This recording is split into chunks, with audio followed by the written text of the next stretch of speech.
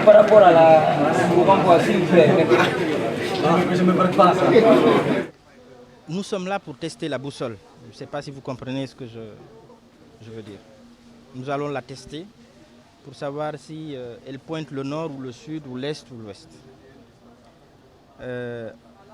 Dans une procédure comme celle-là, je ne peux pas m'opposer à une demande de renvoi, fût-elle du parquet ou de la partie adverse, parce que le principe de tout procès, c'est le contradictoire.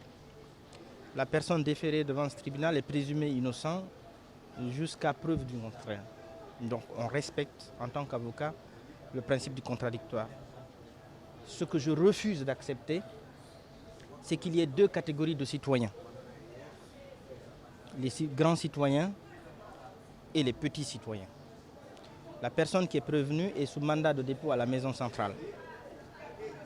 La dernière fois, le parquet et la partie civile ont sollicité un renvoi pour leur permettre de s'organiser afin d'extraire M. Kourouma de sa cellule et permettre sa comparution. Aujourd'hui, avec étonnement, le procureur nous apprend qu'il aurait fait les diligences, qu'il aurait même demandé l'autorisation du juge d'instruction qui a placé M. Kourouma sous mandat de dépôt, qui lui aurait renvoyé vers le procureur spécial. Sauf que peu importe la personne, le parquet ici, il ne dépend pas du parquet spécial de la CRIEF. Les faits pour lesquels il est placé sous mandat de dépôt ne font pas partie des faits pour lesquels il est porté ici des chefs de plusieurs infractions dont nous lui accusons.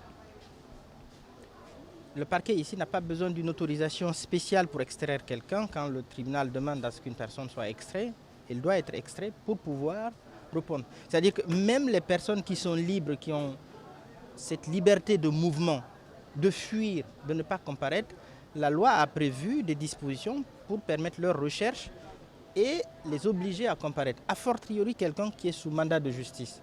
Donc si on nous dit qu'au regard du contexte actuel, M. Kourouma ne peut pas comparaître devant le tribunal de Séan, alors dans ce cas, ce qui veut dire en fait qu'on a deux citoyens.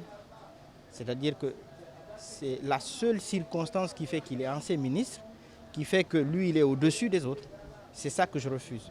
Donc sur la demande de renvoi, une procédure peut prendre le temps qu'elle va prendre en fonction des besoins du tribunal et en fonction des besoins du contradictoire. Mais c'est les motifs qui ont justifié sa non-comparution aujourd'hui. Ce sont ces motifs-là que je fustige. Le parquet n'a pas à dire à l'audience la hiérarchie lui aurait dit qu'il faudrait obtenir l'autorisation du procureur spécial de la CRIEF. Le procureur spécial de la CRIEF est compétent en matière de crimes économiques se rapportant à un certain seuil.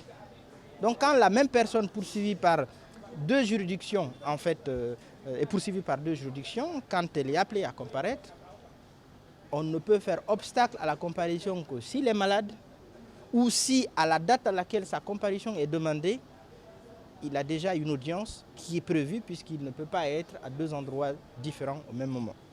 Donc encore une fois, je ne m'oppose pas à la demande de renvoi, je m'oppose au motif du renvoi et je refuse qu'il y ait un citoyen ordinaire et un citoyen spécial.